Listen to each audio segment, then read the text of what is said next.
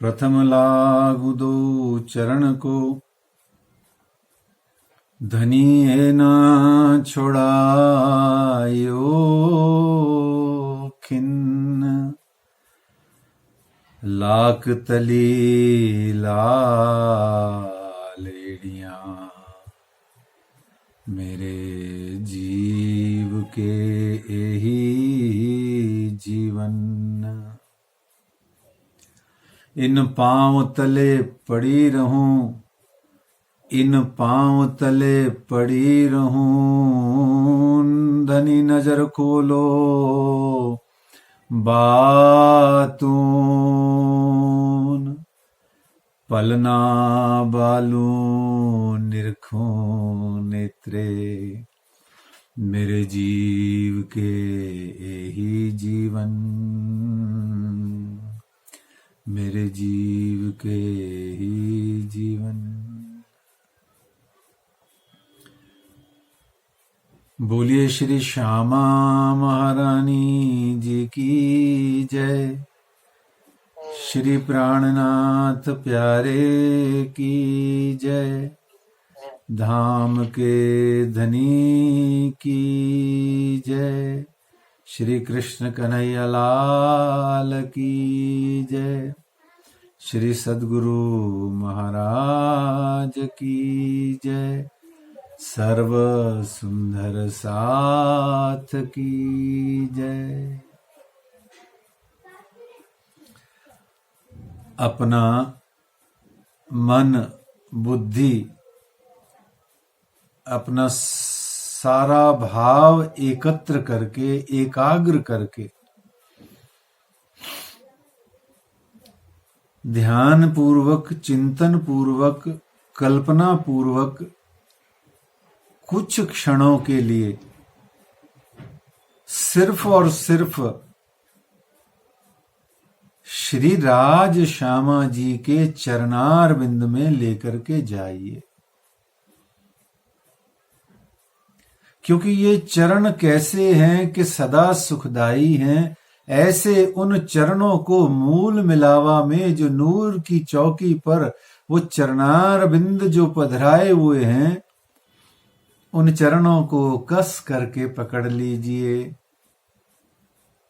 और खूब देर तक उन चरणों के स्पर्श से आने वाली परम धाम की नूर, सुगंधी, रोशनाई, निस्बत, वहदत, खिलवत, मेहर, हुक्म, जोश सब कुछ धीरे धीरे धीरे धीरे परम धाम से आपकी आत्मा के हृदय में ट्रांसफर होने दीजिए, आने दीजिए।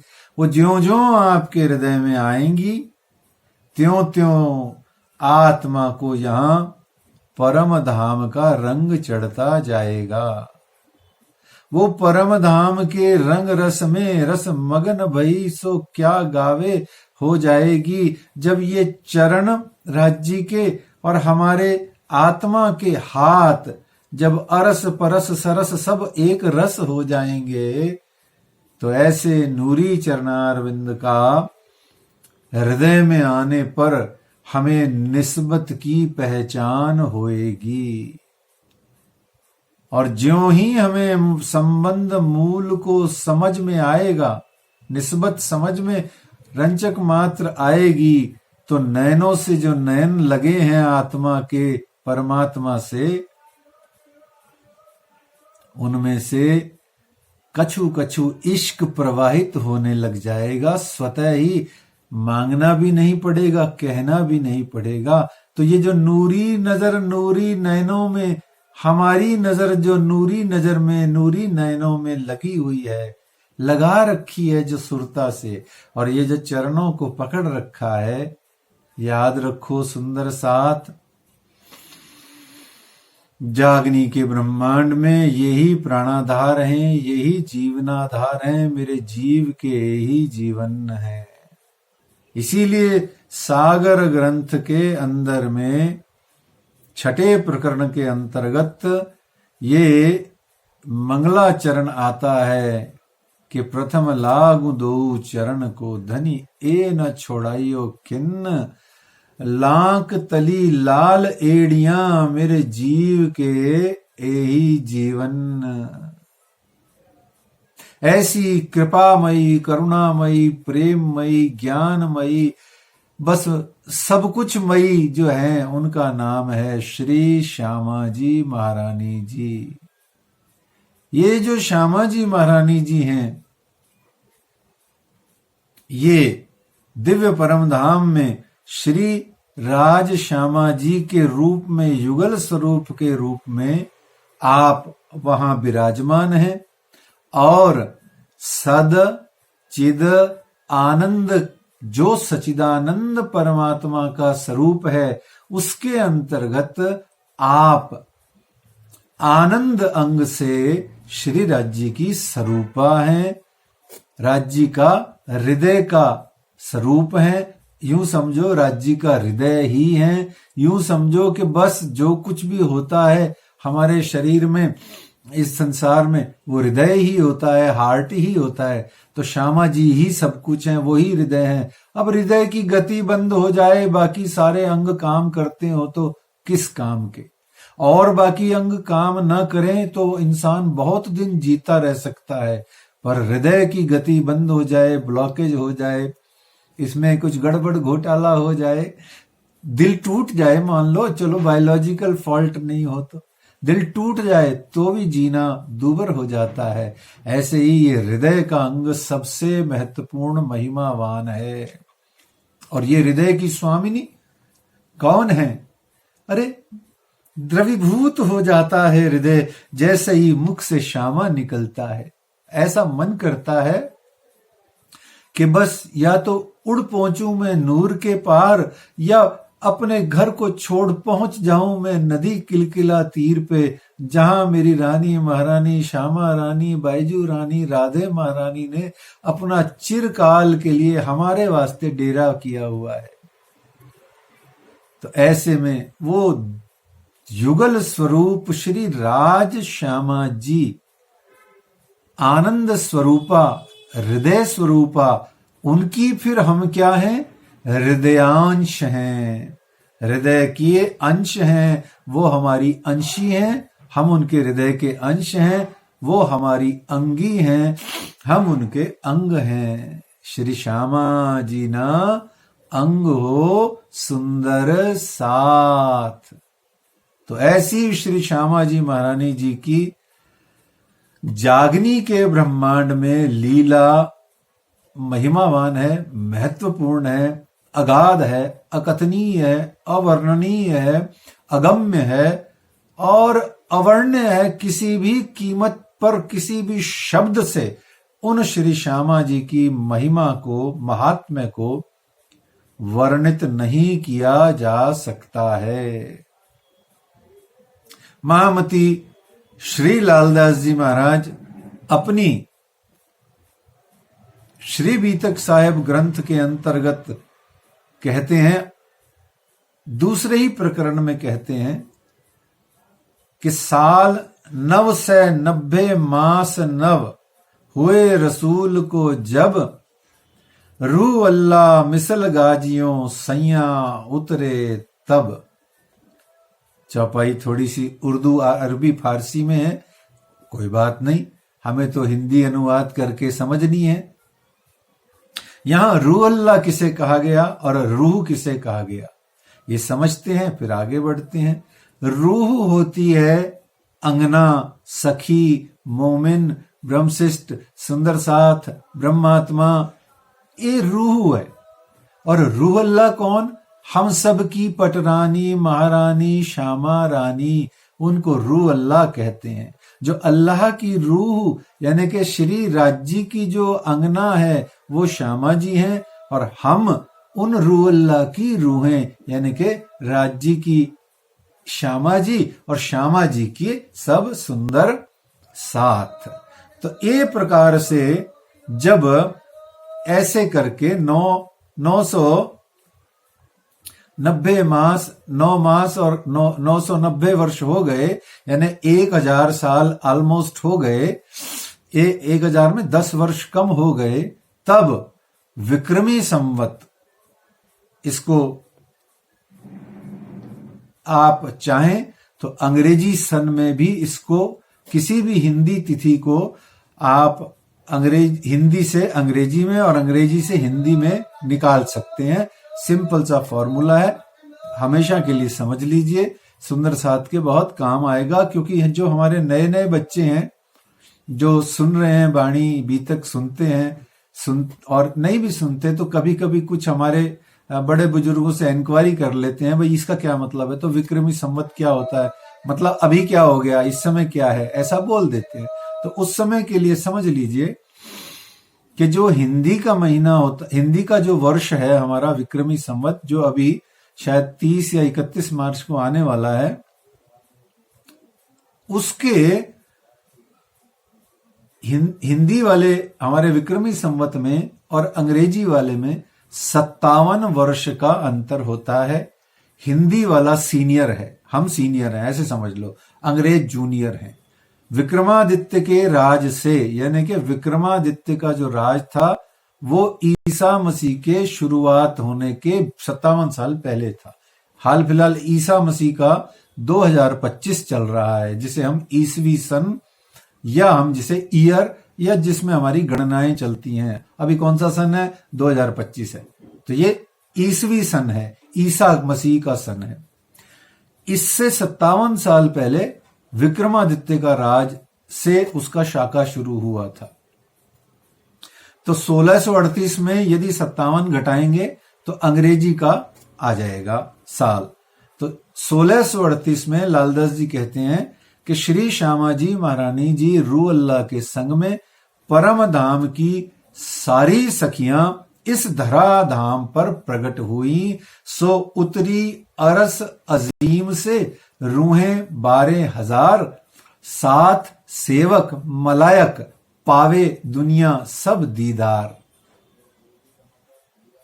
पावे दुनिया सब दीदार। देखो कितनी कॉन्फिडेंस से, कितने विश्वास से, कितना हम पर एतबार करके रू अल्लाह कह रही हैं। राज्य अपनी वाणी में महामती श्री इंद्रावती जी से कहलवा रहे हैं कि हमारा दीदार दुनिया पाएगी। हाल फिलहाल हमारी क्या स्थिति है ये हम सबको पता है, हम खुद ही अभी दीदारों में भटके पड़े हैं। हमारा कोई दीदार क्या करेगा, अभी हमारी खुद की हालत ही खराब है, और हम दीदार देने लायक क्या, हम तो किसी का करने लायक भी नहीं है, अभी इतने भी शुद्ध नहीं है कि हम प्रॉपरली जाके किसी भगवान का, किसी ईश्वर का या अपने राज्य का मंदिर में दीदार कर पाए। हमारा दीदार कोई क्या करेगा। लेकिन वो कॉन्फिडेंस एतबार से कह रही हैं, पावे दुनिया सब दीदार, 12,000 सखियां परमधाम से आई, साथ सेवक आए, मलायक आए, सारा पूरा परमधाम, खूब खुशहालियां और खूब अंतर्मन की सभी शक्तियों सहित, परमधाम के 5 शक्तियों सहित इस जगत के अंदर में रू अल्लाह स्वयं प्रकट भई। इसको कहते हैं 1638 में श्री श्यामा जी महारानी जी का प्रकट होना। कभी कभी उसको अवतार भी वाणी में भी कहा, कह भी लेते हैं, सो कोई दिक्कत नहीं है। लेकिन याद रखना, अवतार तो हमारी लैंग्वेज के लिए उन्होंने कह दिया। प्रणामी संप्रदाय में 5 स्वरूपों के अंतर्गत हमने जो 5 स्वरूप समझे हुए हैं, उन 5 स्वरूपों का अवतार नहीं होता, प्रगटन होता है। वो वहां से आना जाना नहीं होता है, वो तो शक्तियों के माध्यम से प्रकट भये हैं।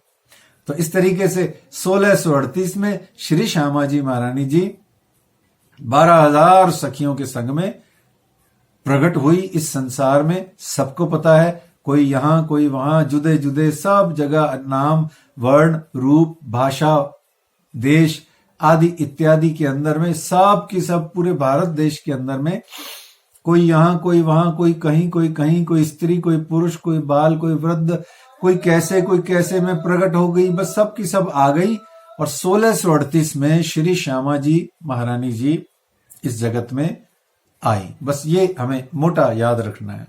और दिव्य परमधाम से ये सब आत्माएं क्यों आई हैं, यह भी हमें पता है सिंपल लैंग्वेज में, कि सुख दुख का मायावी खेल अक्षर ब्रह्म का ये जगत नींद सुपने का ब्रह्मांड देखने भर के लिए आई हैं। वो अलग बात है कि अब आकर के यहाँ जो है देखनहार की जगह खेलनहार, और खेलनहार से भी एक और ही निचली पोजीशन कि इसमें ग्रस्त मस्त रल घुल मिल गई, बोलो कि हम तो हैं ही इसी के अंश हैं।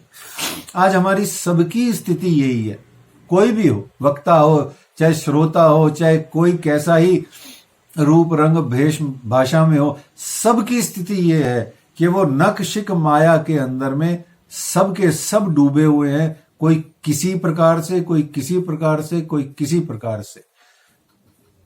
हर व्यक्ति, हर संसार का प्राणी इस मायावी संसार के अंदर में डूबा हुआ है, रला हुआ है, घुल मिल गया है। ऐसी ब्रह्म सृष्टियों को ऐसे में बीच मर्जिया होए काढ़ी सीप करने के वास्ते स्वयं श्री श्यामा जी महारानी जी साथ में सखियां लेकर के आई हैं। श्री राज्य के सारे पांचों शक्तियों को श्यामा जी अपने राज्य के आवेश को, सारी शक्तियों को लेकर के श्यामा जी के हृदय में यहां स्वयं राज स्वरूप होकर के पधारी हैं इस जगत में।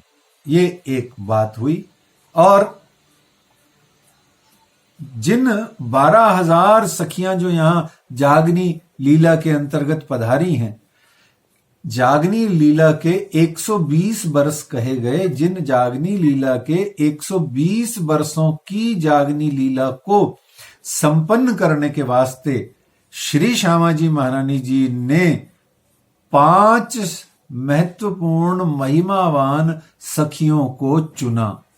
राज्य ने चुना या श्यामा जी ने चुना, वो एक ही बात होती है, पर अपना अपना कहने का भाव होता है और वाणी जैसा कहती है वैसा कर लेना चाहिए। तो राज्य ने इन 5 सखियों को चुना। अब यहां बड़े प्रेम भाव और आनंदमयी चिंतन से इस भावना को हृदय में धारण कीजिए। हमारा उन 5 में नंबर नहीं आया, एक। दूसरा, हमारा क्या 12,000 में भी नंबर आया है? 2। क्या हम उस 12,000 की यात्रा की ओर बढ़ भी रहे हैं या नहीं? 3। अच्छा, क्या मन में ये भावना जागृत हो गई है कि मैं प्रणामी हो गया, मैं सुंदर साथ हो गया, मैंने तारतम वाणी और बीतक का शोधन मंथन चिंतन और तरह तरह से खोज विचार करते हुए अपना जीवन वाणी में खपा लिया, और अब निश्चित रूप से इस श्री तारतम वाणी दिव्य जागृत तारतम ज्ञान खुदाई इलम लदुन्नी से अब मेरे चित्त में ज्ञान से रस प्रकट होने लगा है, इश्क आने लगा है, कुछ विरह भी आ रहा है। क्या ऐसा हमारा हो रहा है भाव? यदि ऐसा हो रहा है तो निश्चित जानो उन 12,000 में हमारी सीट पक्की है। तो ऐसे में हृदय में भाव लेके चलना है। जब हम ऐसा भाव हृदय में लेके चलेंगे तो हमें समझ में आएगा। तो यहां आज का विषय क्या है? आज है हमारा विषय के परम धाम से 5 सखियां जागनी लीला के 120 वर्षों में हम सब अंगनाओं के वास्ते, हम सब जीवों के वास्ते और इस जगत के एक एक जीव के वास्ते, प्राणी के वास्ते, ब्रह्म सृष्टियों के वास्ते, ईश्वरीय सृष्टियों के वास्ते 5 सखियों ने यहां पर 120 वर्ष तक महिमावान लीला करी। श्री राज्य ने इन 5 सखियों को अपनी विशिष्ट शक्तियां प्रदान करी, विशिष्ट से विशिष्टतम शक्तियां प्रदान करके इनको जागनी ब्रह्मांड के अंदर में सिरदार का तो रुतबा दिया ही, खिताब दिया ही, परंतु इनके माध्यम से जो लीला भई वो विलक्षण है, अद्भुत है। इन 5 सखियों के सीरियल से नाम क्या है? क्रमानुसार सब सर्वप्रथम श्री सुंदरबाई जी का आगमन होता है, जिन्हें हम सिंपल वर्ड्स में श्री देवचंद्र जी के नाम से जानते हैं। इसके बाद में श्री इंद्रावती सखी जो महिमावान सखी हैं वो श्री इंद्रावती जी हैं, जिन्हें हम श्री मिहिर राज ठाकुर के नाम से जानते हैं।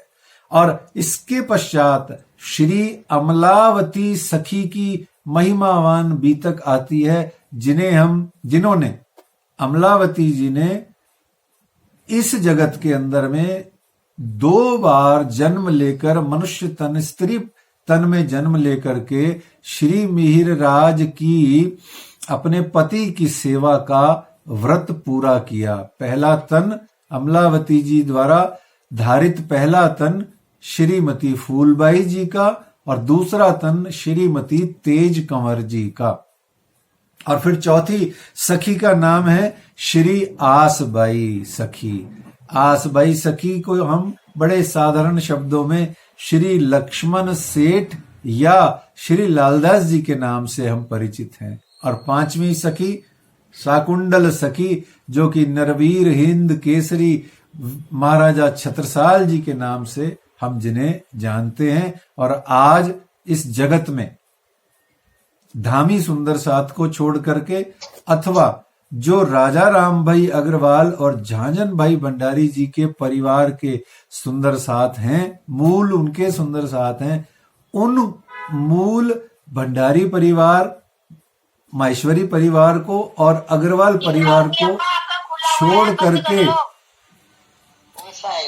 धामी माहेश्वरी, मूल माहेश्वरी सुंदर साथ और राजा राम भाई अग्रवाल के सुंदर साथ को छोड़ के शेष जितने भी सुंदर साथ हैं, भले ही वो किसी गुरु से कंठी लिए हों, सबके सब छत्रसाल जी महाराज की जागनी के अंतर्गत आते हैं। क्यों? क्योंकि मूल में हम सबको, हम सब मतलब हम जो हैं, हम चूंकि न धामी हैं न हम मूल राजा राम जी के वंशज हैं, भले हम अग्रवाल हों तो क्या हो गया, भले हम माहेश्वरी हों तो क्या हो गया, पर हम मूल उनके वंशज नहीं हैं। तो हम सबको छोड़ करके जो जागनी हुई है वो सब की सब जागनी प्राणनाथ जी की नहीं है, वो छत्रसाल जी महाराज की जागनी है। धामी सुंदर साथ, अग्रवाल मूल, माहेश्वरी मूल तो श्री राज जी की स्वयं की जागनी है। हम सब छत्रसाल जी की जागनी है। तो चाहे किसी भी गुरु से कहीं भी किसी ने भी कंठी ली हो, वो अलग बात है, क्योंकि उस गुरु को उसके गुरु को उसके गुरु गुरु गुरु ऊपर करते करते लास्ट में छत्रसाल जी से ही सब जने जागृत हुए हुए कहलाते हैं। ऐसा शाकुंडल सखी को शोभा प्राप्त है। तो इस तरीके से 5 हमने सखियां का नाम सुना। दोबारा से एक बार 5 का नाम ले लेते हैं जल्दी से। और आप सब सुंदर साथ से भी प्रार्थना, जो जो सुन रहे हैं सबको प्रार्थना, ये 5 सखियों के नाम आप अपनी टिप्स पे रट लीजिए, क्योंकि ये ही आपका बेड़ा पार करेंगी। अर्थात इनकी बीतक सुनना और इनके कार्यों को सुनना, इनके द्वारा प्रदत्त जो सेवाएं वाणी आदि है उनका श्रवण करना ही हमारा जागनी लीला के अंतर्गत जागृत होने का आधार है। सुन लीजिए दोबारा, और क्रम से रट लें तो अच्छा है, नहीं तो 5 का नाम तो ले ही लें। पहली सुंदरबाई, दूसरी इंद्रावती, तीसरी अमलावती, चौथी आसबाई और 5वीं शाकुंडल सखी। दोबारा देख लेते हैं। पहली श्री सुंदरबाई सखी, दूसरी श्री इंद्रावती सखी, तीसरी श्री अमलावती सखी, चौथी श्री आसबाई सखी और 5वीं श्री शाकुंडल सखी सिरदार। ये 5 सखियों की जागनी के ब्रह्मांड में मुख्य मुख्य लीला है, महत्वपूर्ण लीला है। अच्छे से कहा जाए तो 120 वर्षों की जागनी की इस लीला के दौरान में इन 5 की ही लीला है। 1638 से लेके विक्रमी संवत 1758 जागनी लीला के 120 वर्ष कहलाते हैं। ये पूरे के पूरे, अगर किसी ने कमांडर इन चीफ होता है ना जैसे सेना में, तो जो कमांडर इन चीफ रही सिरदार सखियां, वो ये 5 रही, अलग काल अलग खंड। और फिर इधर से जो हम दिनों की लीला सुनते हैं उसमें अलग अलग, चौथे दिन में अलग, 5वें दिन में अलग अलग। ठीक है, तो ये एक महत्वपूर्ण बात हो गई। तो इनकी महिमा, इनकी लीला अनिर्वचनीय है, अगाध है, अपरंपार है। हम तो बहुत ही संक्षेप में, अत्यंत अल्प विस्तृत में हम इसका वर्णन सुन रहे हैं। बल्कि हम तो यूं कहेंगे, हम तो 2-3 प्रसंगों का ही श्रवण आज के सत्र में कर रहे हैं। बाकी तो इनकी पूरी बीतक साहब जी की जब हम चर्चा श्री लालदास जी की चर्चा हम बीतक में जब हम प्रवेश करते हैं या अन्य सुंदर साध द्वारा रचित जो बीतक है उनको जब हम पढ़ते सुनते हैं तो हमें असल में पता लगता है कि कितनी अगाध लीला है, कितना महत्व, कितना महात्म्य है, इन्होंने क्या क्या किया है हमारे लिए और हम इनके लिए क्या कर रहे हैं, क्या कर पाए, या इन्होंने जो हमें कहा हमने क्या उसमें से कुछ भी किया या कर पाते हैं, क्या करते हैं हम। ये हमको उसके अंतर्गत विचार करने का अवसर मिलता है जिसे हम कहते हैं श्रावण मास के अंदर में बीतक साहेब जी की चर्चा का श्रवण। हम तो बड़ा एक यहाँ कहने के बड़ी महत्वपूर्ण बात है कि हम तो बीतक साहेब जी की चर्चा 1 घंटा या 1.5 घंटा सुन के अपना नियम पूरा कर लेते हैं। यद्यपि ऐसा नहीं होना चाहिए। होना ये चाहिए कि कोशिश करके अपना जीवन के जो भी दैनिक जीवन है हमारा दुनिया का, उसमें से समय निकाल करके एक बार नहीं, 2 बार नहीं तो एक बार में बीतक जी का 2.5 घंटा श्रवण होना चाहिए, 2.25 2.5 घंटा। यदि ऐसा नहीं होता तो 1.5 घंटा सुबह और 1.5 घंटा रात को जो भी वक्ता आपके यहाँ आए उसकी आपको सेवा लेनी चाहिए, बजाय इसके कि उस व्यक्ति की हम पूजा करने लग जाएं। उस व्यक्ति को हम ज्यादा पूछे नहीं, व्यक्ति के जो गुरु हैं या जो साधु हैं या जो संत हैं या जो विद्वान हैं, पहले उनके मुखारबिंद से चर्चा कथा का हम श्रवण करें। वो जो कहना चाह रहे हैं वो उसी से खुश होते हैं, हमारे भोजन ताल से खुश नहीं होते। हम वो खुश इससे होते हैं कि हमने जो सुनाया आपने पाया तो हमें भोजन प्रसाद दान दक्षिणा पवाया। नहीं तो क्या फायदा ऐसी दान दक्षिणा लेके जाने में जिसमें कुछ हमने जो कहा, विद्वानों ने कहा, गुरुओं ने कहा, महात्माओं ने कहा, वो तो आपने सुना नहीं और सिर्फ दक्षिणा और भोजन थाल और सुख सुविधाएं दे दी। ऐसे में जीवन का क्या लाभ साधु संत का? उनको आनंद नहीं आता। साधु संतों को साधु संत का असली आनंद है कि श्रोतागण भक्तजन सुंदर साथ सुने। तो ऐसे में बीतक साहब जब आए तो प्रयास करके 1.5 घंटा सुबह, 1.5 घंटा शाम को, या शाम को ही 3 से 6 का सत्र हो जाए, ऐसा भाव हृदय में रखें। फिर जैसा जोग संजोग राज्य का हुक्म हो, ऐसा तो मेरा निवेदन है, निजी निवेदन। क्योंकि देवचंद्र जी महाराज जी की बीतक को देखो ना अगर आप, और उसमें इंद्रावती जी की भी बीतक डाल दो आप बीच में, तो याद करो श्री देवचंद्र जी स्वयं 6 से 8 घंटा चर्चा करते थे धाम की और भागवत की, और आप श्री देवचंद्र जी स्वयं 19 वर्ष तक 6 घंटा रोज बीतक साहब जी का भागवत जी का श्रवण करते थे। तब आप बताओ हम क्या 6 घंटा नहीं तो हम क्या 3 घंटा नहीं श्रवण कर सकते? उनसे आधा नहीं करेंगे श्रवण तो जागृति कैसे होगी? विचार तो करो। तो आइए आज के इन 5 सखियों में से हम उन सखी को चुनते हैं जिनको श्री श्यामा जी महारानी जी ने अपना मुख्य आधार बनाया। अब वैसे तो शुरू में बता दिया कि श्यामा जी ना अंग हो सुंदर साथ, तो सभी श्यामा जी की अंगनाओं के अंदर में श्यामा जी विराजमान है, राज्य विराजमान है, परम धाम की शक्तियां हैं, पर सोई हैं जागनी लीला। ये जागनी ब्रह्मांड की लीला ही अद्भुत और विलक्षण है, क्योंकि ये प्रकृति बदल गई ना, परम धाम अलग है और ये अलग है। तो यहां पर श्री श्यामा जी ने जिन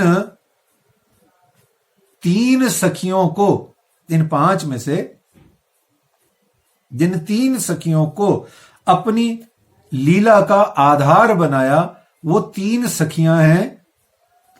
सर्वप्रथम श्री सुंदरबाई जी, दूसरी श्री इंद्रावती जी और तीसरी श्री अमलावती जी।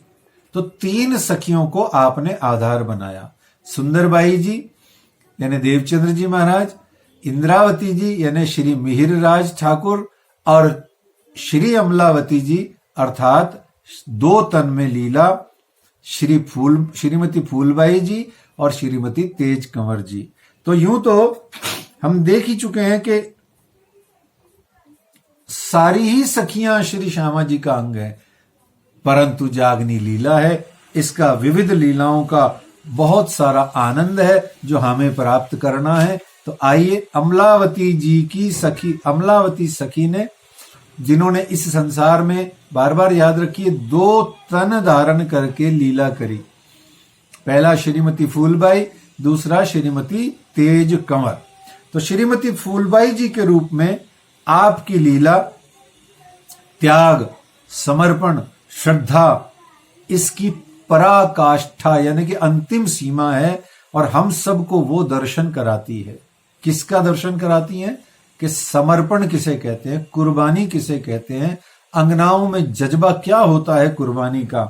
और दूसरा, हमें ये अनुभव कराती है कि विरह की अवस्था में अपने पिया प्राणनाथ जी द्वारा प्रदत्त ये मनुष्य तन को भी यदि समय आवे कुर्बान, परम धाम की आत्माएं कभी न पीछे देवे पाए। पीछे नहीं हटती हैं वो। देह भरोसा ना करे पिया मिलन की आस। ये फूलबाई जी ने हमें करके दिखाया, जी के दिखाया। हमें फूलबाई जी ने ये सिखापन सदा सदा के लिए हमारे लिए छोड़ दी। श्री महामत कहें, क्या कहती हैं फूलबाई जी की जिंदगी, क्या कहती है? श्री महामत कहें, पीछा न देखिए, अरे जो कदम आगे राज्य की राह में बढ़ा दिया, जिस कुर्बानी को, जिस जज्बे को, जिस त्याग को, जिस तन मन धन मन प्राण समर्पण के भाव को हमने हृदय में धारण कर लिया, अब उससे पीछे नहीं हटना। एक बार जिस परम धाम की गाड़ी में हम बैठ गए, ईमान की, इश्क की, इल्म की, हमने पंखों को लगा लिया, तो अब इन पंखों के माध्यम से उड़ पहुंचना है नूर के पार। तो कहते हैं श्री महामत कहे, पीछा न देखिए, नहीं किसी की परवाह। श्री महामत कहें, पीछा मतलब पीछे मत देखो। अब पीछे मत देखो। पीछे क्या है? संसार छोड़ आए तुम, पिंड ब्रह्मांड को छोड़ आए, तो अब पिंड ब्रह्मांड को वापस मत देखो। नाता, रिश्ता, ये वो, संसार, दुनिया, जगत, खाना पीना, आहार विहार, ये सब को अल्प करके, इन सब को न्यून करके, मन से, आत्मा से, शरीर से नहीं, मन से, आत्मा से अब तुम आगे बढ़ गए हो जागने की राह में। तो अब पीछा न देखिए, नहीं किसी की परवाह है, एक धाम हृदय में लेके उड़ाए दीजिए अरवाहे। अपनी अरवाहें को, अरवाहें का कई अर्थ होता है, जीव भी होता है, रूह भी होता है, शरीर भी होता है। तो एक धाम हृदय में लेके आप एक परम धाम को, एक धनी धाम को अपने हृदय में, यानी कि वर्तमान में श्री तारतम वाणी को हृदय में धारण करके आप सारे जगत से नाता तोड़ करके सिर्फ और सिर्फ और सिर्फ वाणी को आधार बना लीजिए। तो श्रीमती फूलबाई जी का जो जीवन रहा, उनकी भांति पिया की प्रतीक्षा में हमारी ये आंखें सदा द्वार पर एक टक लगी रहें। जैसे फूलबाई जी की आंखें अपने पिया प्राणनाथ जी को निरखते, निहारते, उनकी प्रतीक्षा करते हुए एक टक लगी रहती थी द्वार पर। उन तो जिन दिस मेरा पीयू बसे, तिन दिस पर हों कुर्बान। जिस दिशा में मेरे धनी धाम है, मैं उस दिशा को देख देख करके उस दिशा पर ही कुर्बान हो जाऊं। प्रियतम के आगमन पर सदाबहार अंगना का आंगन फूलों से सजा रहे, रोज नित नवले श्रृंगार करते हुए उनकी प्रतीक्षा करें। अपने हृदय में सदा सर्वदा मिलन की, दर्शन की, वार्ता की बस एक मीठी उमंग तरंग जोश हमेशा बना रहे। इसीलिए तो कहा कि आशिक सोई कहा वही, जिन अंग जोश फुरत, अहरनिस पीयू के अंग में रहत आसक की सूरत। तो जो फूलबाई जी का जीवन है वो ये है, वो प्रतीक्षा कर रही हैं, वो एक टक निहार रही हैं, वो धनी जी की सेवा में हैं। उनका विरह भी आया तो विरह में भी वो व्याकुल हैं, और अपना तन छोड़ने से भी उन्होंने सोचा ही नहीं। देह भरोसा ना करे, भरोसा ही नहीं किया उन्होंने देह का। तो श्री अमलावती जी द्वारा धारित प्रथम तन श्रीमती फूलबाई जी का जो सुंदर साथ के रूप में हमें क्या प्रेरणा दे रहा है, हम सुंदर साथ फूलबाई जी की तरह बने, उनकी तरह हमें क्या प्रेरणा मिल रही है, ये यहां पर आज एक विचार करना है कि यदि क्या प्रेरणा मुख्य रूप से मिलती है? दो प्रेरणा मिलती है। एक कि देखिए ध्यान से सुनिए, एक प्रेरणा मिलती है पिया साथ होवे, एक प्रेरणा मिलती है जब पिया साथ नहीं होवे। तो दो प्रेरणा हो गई, पिया संग में होवे तो हम कैसा जीवन जिए, और पिया जी संग में न होवे तो हम कैसा जीवन जिए। ये फूलबाई जी ने जी के दिखाया, प्रैक्टिकल जी के दिखाया, व्यावहारिक जी के दिखाया, कौल फैल हाल तीनों ही सुधार लिया उन्होंने अपना। तो यदि पिया प्राणनाथ जी संग होवे तो उनके काज संवारने के लिए स्वयं के जीवन का एक एक पल न्योछावर कर देवे। और आज पिया प्राणनाथ कौन है, ये सबसे बड़ा प्रश्न है। सुंदर साथ भयंकर रूप से कंफ्यूज है, दुर्बोध से ग्रसित है। ये पता नहीं कहां, क्यों, कैसे, मैं नहीं जानता, परंतु सुंदर साथ दुर्बोध से ग्रसित है कि पिया प्राणनाथ जी राज्य कौन है इस जगत में। ये कंफ्यूज है, नाम में नहीं, वास्तविक स्वरूप में। तो आज वर्तमान में पिया प्राणनाथ जी राज्य साक्षात श्री तारतम वाणी के वृहद व्यापक स्वरूप को कहते हैं, जो राज्य की श्री तारतम वाणी, श्री कुलजम स्वरूप, श्री तारतम सागर ग्रंथ पल पल हम लोगों के साथ में है। यही है कि हमें श्री मुखवाणी का अध्ययन करना चाहिए, मनन करना चाहिए, चिंतन करना चाहिए, श्रवण करना चाहिए, प्रचार प्रसार वाणी का करना चाहिए, उसका शोधन मंथन अनुसंधान खोज विचार करना चाहिए, उसका प्रकाशन करके उस साहित्य को हमें बहुत ज्यादा बांटना चाहिए। इसको श्री राज्य कहते हैं, इसको ही श्री पिया प्राणनाथ कहते हैं। हमेशा याद रखो एक चीज महत्वपूर्ण से महत्वपूर्ण से महत्वपूर्ण रट लो, हृदय में थम, हृदय में बिठा लो कि श्री मुखवाणी ब्रह्मवाणी श्री तारतम वाणी ही जाहिर दुल्हा है। जाहिर में दिखाई देता हुआ दुल्हा प्राण वल्लभ हमारा कौन है, पिया प्राणनाथ कौन है, जाहिर दुल्हा कौन है? ये श्री मुखवाणी जो हमारा उपास्य ग्रंथ है, इसी की हम उपासना करते हैं, इसी की सेवा पूजा करते हैं। तो वाणी से दुल्हा नहीं मिलता, उल्टी बात नहीं है ये। हमें उल्टी बात समझ आई गई है या समझ चुके हैं, या पता नहीं क्या हो गया हमारे मन मस्तिष्क में कि हमने ऐसा मान लिया है क्या कि श्री तारतम वाणी से दुल्हा मिलता है। नहीं, श्री तारतम वाणी से दुल्हा यानी राज्य यानी सुहाग नहीं मिलता है। श्री तारतम वाणी ही हमारा सुहाग है, हमारा दुल्हा है, हमारा प्रियतम है, हमारा प्राणनाथ है। आज वर्तमान में जागनी ब्रह्मांड के अंतर्गत बार बार याद रखो, श्री तारतम वाणी ही पार ब्रह्म है। वेदों का भी, उपनिषदों का भी ये महावाक्य है, प्रज्ञानम ब्रह्म, ये ज्ञान ही ब्रह्म है। और यही बात श्री निजानंद संप्रदाय, श्री कृष्ण प्रणामी संप्रदाय में हमारे गुरुजनों ने एज इट इज कबूल करी है, क्या स्वीकार करी है। प्रज्ञानम ब्रह्म, ये ज्ञान ही ब्रह्म है, ये तारतम वाणी ही ब्रह्म है, यही राज्य है, यही ब्रह्म है। तो और दूसरी प्रेरणा मिलती है कि यदि अमलावती जी के जो पहला तन है फूलबाई जी, उन फूलबाई जी के जीवन से पहली प्रेरणा पिया जी संग होवे तो, और दूसरा पिया जी संग न होवे तो दूसरा यदि पिया जी हमारे संग न होवे तो उनकी मिलन की आस में, उनकी प्रतीक्षा में, उनके प्रेम के विरह में अपना तन मन धन प्राण सभी कुछ उत्सर्ग कर दे, समर्पित कर दे, कुर्बान करने में रंचक मात्र भी संशय नहीं लाए और झिझके नहीं। कैसे? जैसे बांसुरी बजी कहां? रास में, ता जाए के बेनो बजाई और सखियां सबे लई बुलाई, तो सारी दौड़ती चली आई, कोई श्रृंगार करे, कोई कैसे आए, कोई तन छोड़ के आई। बस बांसुरी बजी और सब चल दी उठ करके तत्काल।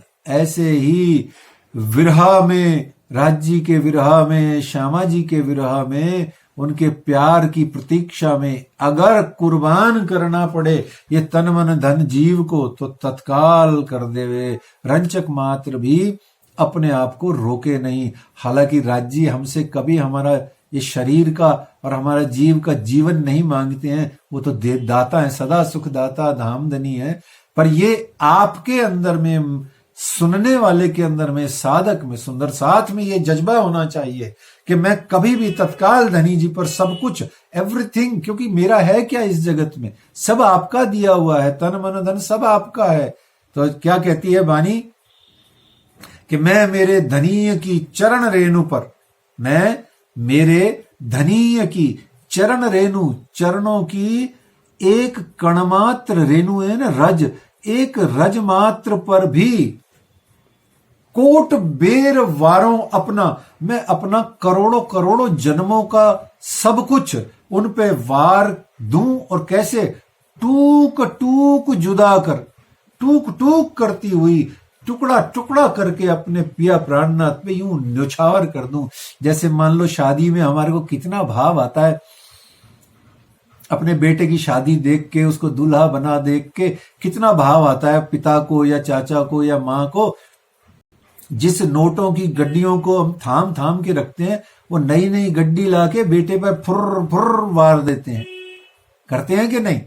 क्यों? लाड आ रहा है बेटे पर। ऐसे ही अंगना को अपने अंगी पर, अपने राज्य पर, अपने श्यामा जी के मिलन पर ऐसा भाव आना चाहिए कि मैं अपने जीव के जीवनों को इन पर वार दूं। अपना तन मन धन, एक एक कण कण, क्षण क्षण, पल पल अपने पिया के प्रतीक्षा में, उनकी याद में, उनकी स्मृति में, इन आंसुओं से उनको झीलना कर करके मैं उन पर वारी वारी जाऊं। मैं अपने पिया पर शोभा मुख से न आए। छत्रसाल जी जैसा महापराक्रमी, इतना प्रबल, इतना वीर शौर्यपूर्ण राजा, जिसकी आंख में आंसू नहीं आता कभी भी राजपूतों के, वो श्री जी साहब जी के, श्री बायजूराज महारानी जी के चरणों को चौपड़ा मंदिर में पधरा के रो रहे हैं, आंसू बहा रहे हैं। उन आंसुओं से दोनों सुशीला महारानी जी और वो झीलना कर रहे हैं। इसको कहते हैं तन मन धन समर्पण। ऐसे में, ऐसे फूलबाई जी ने भी करके दिखाया।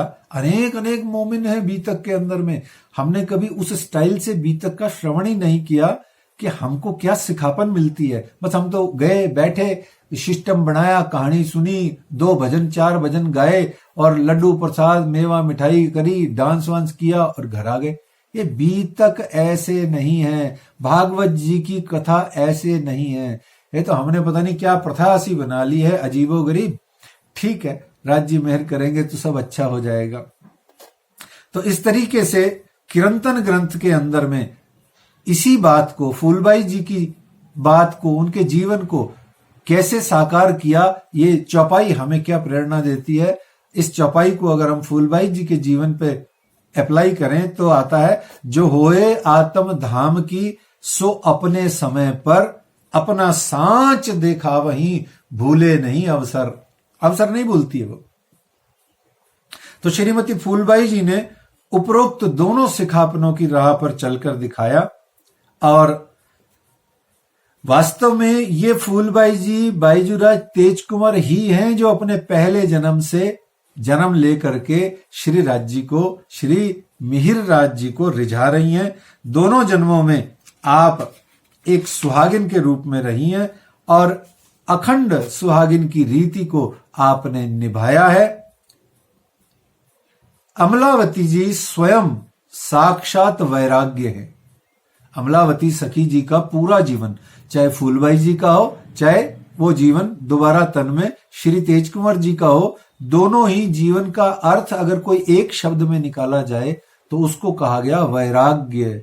उसको कहा गया साक्षात वैराग्य, डिटैचमेंट, सिर्फ और सिर्फ पिया जी से अटैचमेंट।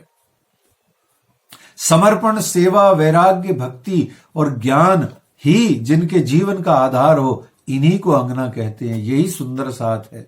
और श्रीमती फूलबाई जी का जन्म, उनकी थोड़ा हम उनकी कुर्बानी का प्रसंग श्रवण करें कम शब्दों में। तो श्रीमती फूलबाई जी का जन्म गुजरात के अंतर्गत कुतियाना गांव में हुआ। आपके पिताजी का नाम श्री प्रेम भाई जी था। आप श्री मिहिर राज ठाकुर जी की प्रथम लौकिक संबंध से, लौकिक संबंधों से आप श्री मिहिर राज ठाकुर जी की प्रथम पत्नी है और आपकी धाम की वासना का नाम है श्री अमलावती सखी।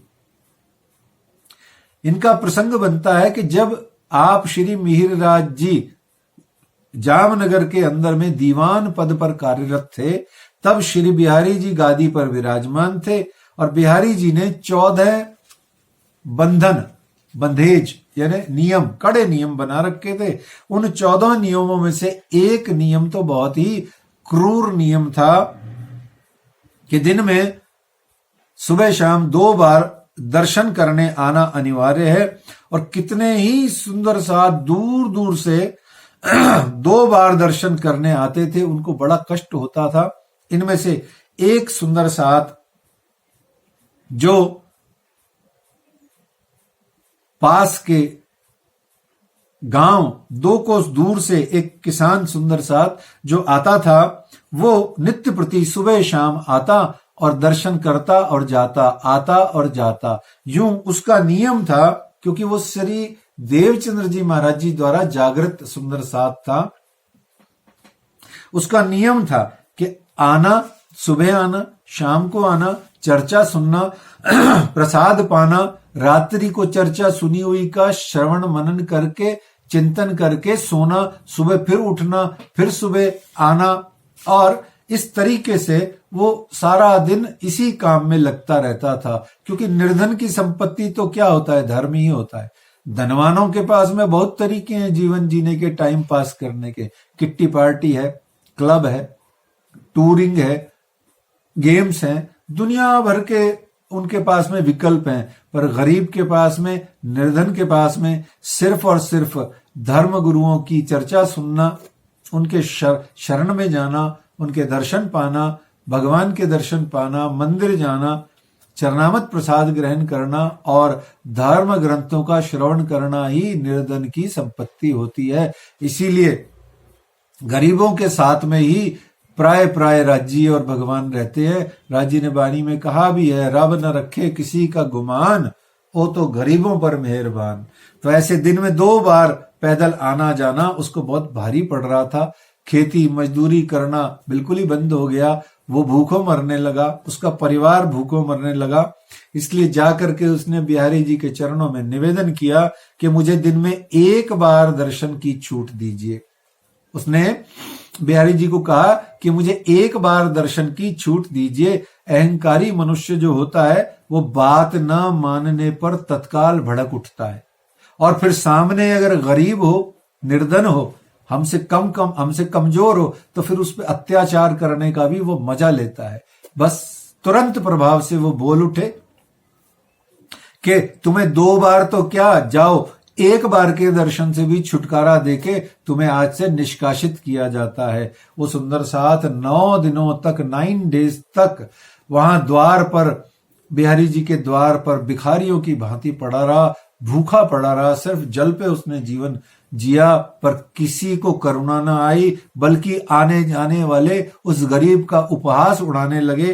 तो एक दिन किसी सुंदर साथ ने चुपके से, धीरे से, किसी प्यारे सुंदर साथ ने उसके कान में जाके कह दिया कि यहां तेरी कोई फरियाद नहीं सुनेगा, तू जा, ऐसा कर, सिर्फ एक श्री मिहिरराज ही वो हैं जो तुझे शरण दे करके तेरी इस समस्या का समाधान कर सकते हैं।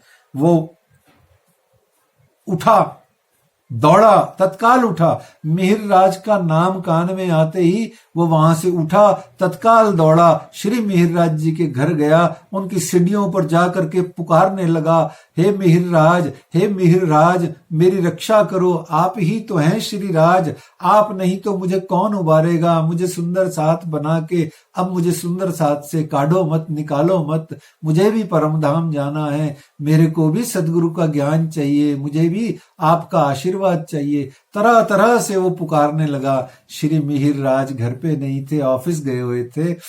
करुणामयी, ममतामयी श्रीमती फूलबाई जी ने द्वार खोला, देखा एक गरीब सा सुंदर साथ मिहिरराज जी का नाम पुकार पुकार के, अपने पिया प्राणनाथ का नाम सुनते ही करुणामयी फूलबाई जी और करुणामयी हो उठी। उन्होंने उस प्यारे से सुंदर साथ को अच्छे से बैठाया, मुंह हाथ धुलाया, उसकी आपा बीती सुनी और फिर उसको तुरंत प्रभाव से अपने हाथों से ताजा ताजा भोजन प्रसाद बना के पवाया और उसको कहा, आश्वासन दिया, निश्चिंत हो जाओ, श्री मिहिरराज जी आपका निश्चित रूप से उद्धार कल्याण करेंगे, सबका करते हैं, तेरा भी करेंगे।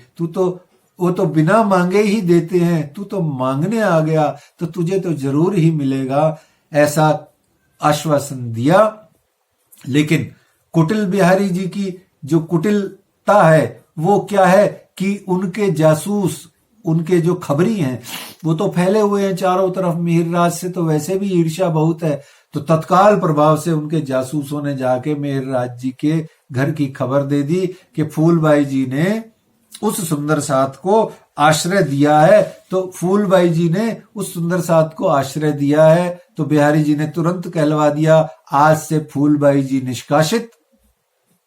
सुंदर साथ समुदाय से फूलबाई जी को निष्कासित किया जाता है और द्वारपालों को यह हुक्म दे दिया, अपने मंदिर के द्वारपालों को, कि आज शाम को जब श्री मिहिरराज घर में आए तो उनको, मिहिरराज जब आए दर्शन को, उनको अंदर मत आने देना, उनसे पूछ लेना, पहले कह देना उनको कि धर्म या धर्म पत्नी दोनों में से एक को चुन लो, धर्म या धर्म पत्नी दोनों में से एक को चुन लो। जैसे ही श्री मिहिरराज शाम को ये संदेश पाए तो वो मौन हो गए, वो मौन हो गए। और चूंकि श्री मिहिरराज तो स्वयं धर्म है, साक्षात धर्म उनसे उत्पन्न है, तो वो तो कैसे करके इस संसार के कोई रिश्ते को निभाते, अतः वो मौन हो गए। और हमारी प्यारी करुणामयी फूलबाई जी आप अपने पिया प्राणनाथ के इस मौन के संदेश को समझ गईं। और श्रीमती फूलबाई जी का एक नियम था कि वो अपने पति को भोजन पवाए बिना खुद नहीं पाती थी, तो आज से उन्होंने भोजन नहीं पाया, पिया जी आए नहीं तो उसने भोजन पाया नहीं तो धीरे धीरे 2-3 माह में उसकी देह निर्बल हो गई और एक दिन फूलबाई जी की देह न रही, पांचों तत्व पांचों में मिल गए। अमलावती जी के अंतर हृदय से आवाज आई, श्यामा जी ने उसको पुकार करके कहा, अरे फूलबाई अमलावती चिंता मत कर, तेरे को दूसरा तन भी मिलेगा, उस तन में दोबारा से आकर के ये जो तेरी अधूरी सेवा रह गई है पिया जी की करने की, वो तू पूरा कर सकेगी। जाओ, तुम्हें ये मैं आश्वासन देती हूं, अपना तन त्याग दो। फूलबाई जी ने तन त्याग दिया और फिर ऐसा सुंदर प्रकरण देखो, अंगनाएं तो कुर्बानी का नाम सुन के मोमिन उलसत अंग हो जाते, कुर्बानी को नाम सुन मोमिन उलसत अंग, पीछे होते जो मोमिन दौड़ लिया तेने संग। तो ऐसे जो अंगनाएं हैं वो तो कुर्बानी का नाम सुन के पुलकित हो जाती हैं। और हमारे यहाँ पर कुर्बानी का नाम सुनते ही हम क्या मुसम हो जाते हैं, घरों के अंदर भग जाते हैं, गेट बंद कर लेते हैं। हाल क्या है हमारा, सोचो समझो बूझो, यही फूलबाई जी हमें बता रही हैं। फिर इस घटना के बाद में 2-3-4 साल बाद में आप श्री मिहिरराज जी जाते हैं। अब आप इस समय 41 वर्ष के हैं, श्री मिहिरराज की लौकिक आयु 41 वर्ष है। विक्रमी संवत 1716 की घटना है। आप नया गांव बसाने जूनागढ़ जाते हैं। संवत 1716 जूनागढ़ में आप जाते हैं और यहां पर आप नया गांव यानी जागनी के लिए नया गांव बसाने जाते हैं। जूनागढ़ जा रहे थे तब राह में एक धौरा जी नाम का गांव आता है। धौरा जी, उस गांव में आप विश्राम हेतु 2-4 दिन रुके हैं। नदी किनारे एक भक्त के मकान में आप जाके विश्राम किए हैं। प्रातः काल जब आप श्री जी साहेब जी नदी के किनारे विराजमान होकर के एक वृक्ष तले जब आप ध्यान मग्न बैठे थे, तब यहां पर अपने पिता श्री वीरभान जी के साथ में षोडशी बालिका, 16 वर्षीय बालिका सुश्री तेज कंवर जब श्री मिहिरराज के मुख का दर्शन करती हैं तो तुरंत प्रभाव से घूंघट काट लेती हैं। जल भरने आई हुई 16 वर्षीय बालिका तुरंत प्रभाव से घूंघट काट लेती हैं। तो जैसे ही पिता ने पुत्री के इस अटपटे आचरण को देखा, क्योंकि कंवारी कन्या कभी घूंघट नहीं काटती हैं, तो जब उसने ऐसा व्यवहार वीरभान जी ने देखा तो बड़े आश्चर्य से अपनी बिटिया से पूछते हैं, बिटिया इसका क्या मतलब है? तब श्री वीरभान जी के पूछने पर सुश्री तेज कुंवर जी ने साफ साफ शब्दों में बिना झिझके हुए सबके सामने ये घोषणा कर दी कि ये श्री मिहिर राज जी हैं, जो मेरे पूर्व जन्म के पति हैं।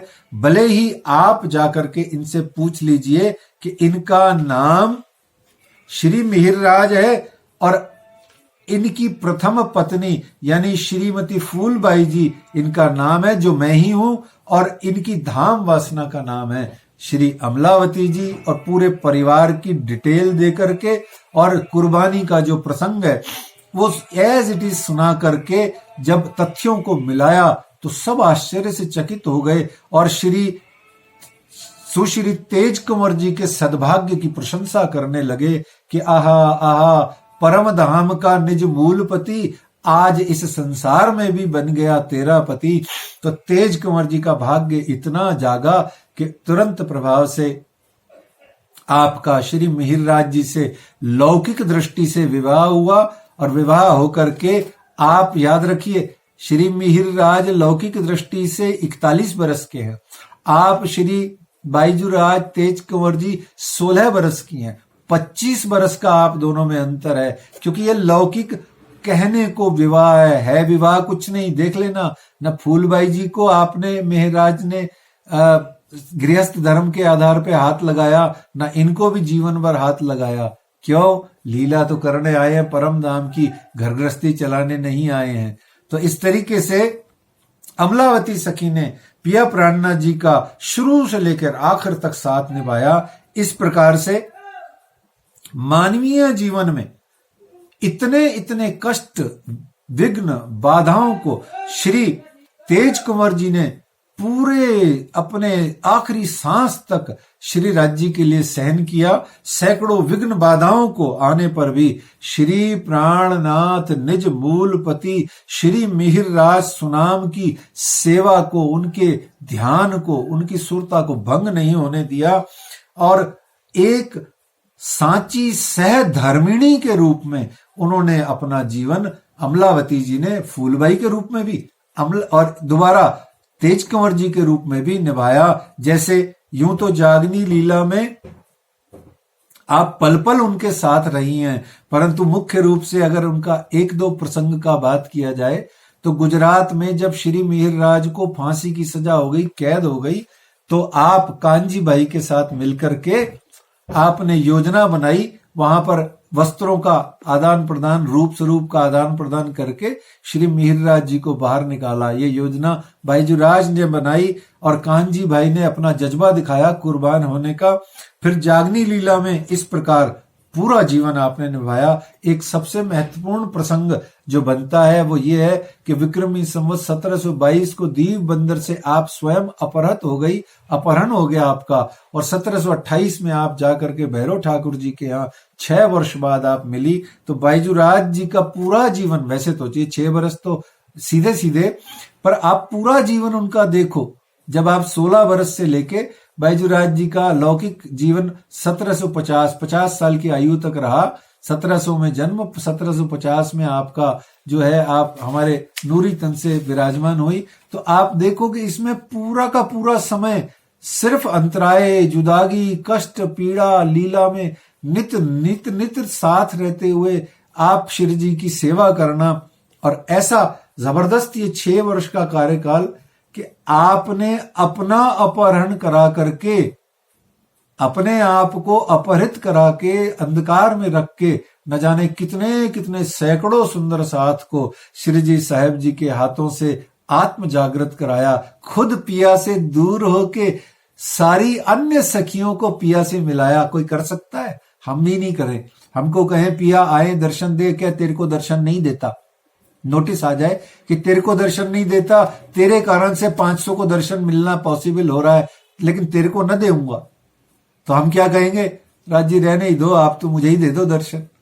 ये अंगना का भाव क्या होता है? वो कहती है कि पहले 12,000 जगह तब मेरा नंबर लगे, सबको मिले फिर मुझे मिले। बांटकर खाना ही तो सनातन संस्कृति का नाम है। तो अपने पूरे जीवन काल के सारे वृतांतों में आप श्री मेहरराज जी से हालांकि जुदा रही, अलग रही, अंतराय रही, पर आपने कभी भी तन मन से श्री राज जी को अपने अंतर हृदय से छोड़ा नहीं।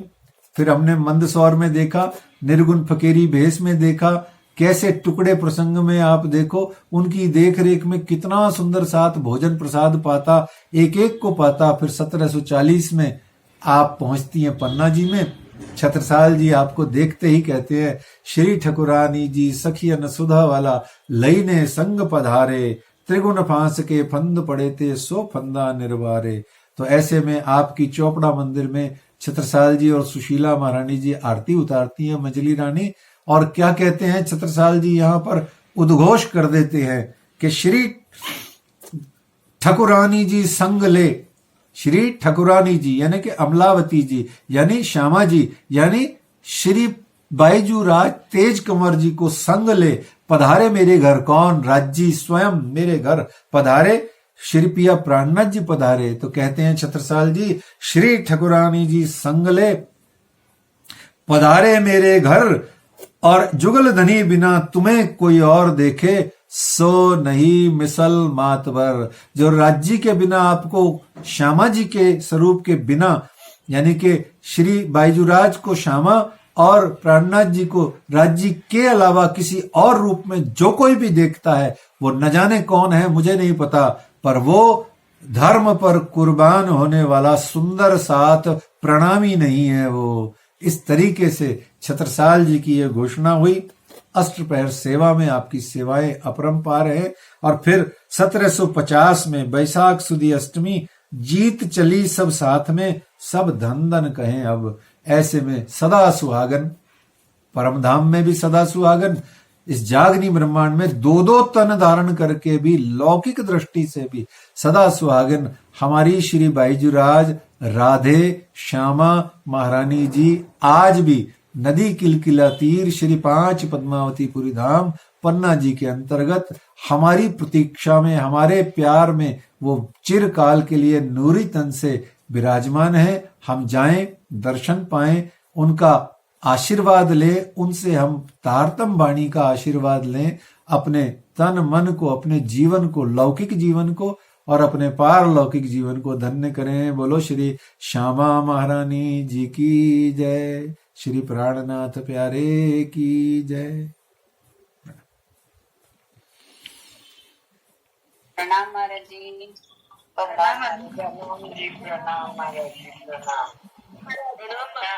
प्रणाम जी, प्रणाम प्रणाम प्रणाम जी, सबको प्रणाम, सबको प्रणाम, प्रणाम जी, प्रणाम प्रणाम जी, प्रणाम जी, हाँ जी, प्रणाम जी, प्रणाम। ये सीबी गोयल जी कुछ कहना चाहते हैं, कौन है? प्रणाम जी। सीबी गोयल जी ने हाथ उठाया, ये कुछ कहना चाह रहे हैं या ऐसे ही हो गया, बटन दब गया? ऐसे ही हो गया, ठीक है, चलिए प्रणाम।